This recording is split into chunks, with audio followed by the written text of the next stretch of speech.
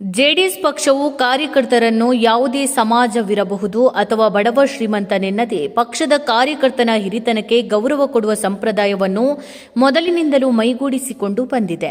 ಇದರಂತೆಯೇ ರಾಜ್ಯದ ಜೆಡಿಎಸ್ ಪಕ್ಷದ ಯುವ ರಾಜ್ಯಾಧ್ಯಕ್ಷರಾದ ನಿಖಿಲ್ ಕುಮಾರಸ್ವಾಮಿ ಅವರು ಕಾರ್ಯಕರ್ತರೇ ಪಕ್ಷಕ್ಕೆ ಜೀವಾಳ ಎನ್ನುವುದನ್ನು ಮೆಣಸೂರಿನಲ್ಲಿ ಸಾಬೀತುಪಡಿಸಿದರು.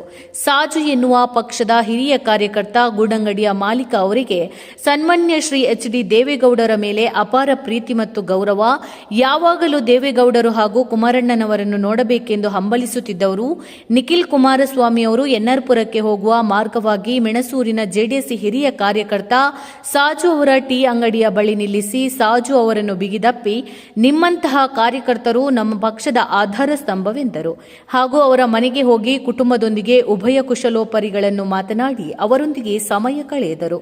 ಒಬ್ಬ ಉನ್ನತ ಮನಸ್ಸಿನ ವಿಶೇಷ ವ್ಯಕ್ತಿತ್ವದ ನಿಖಿಲ್ ಕುಮಾರಸ್ವಾಮಿ ಅವರನ್ನು ಸ್ಥಳೀಯ ಎಲ್ಲಾ ವರ್ಗಗಳು ಕಣ್ತುಂಬಿಕೊಂಡು ಹಾರೈಸಿದರು.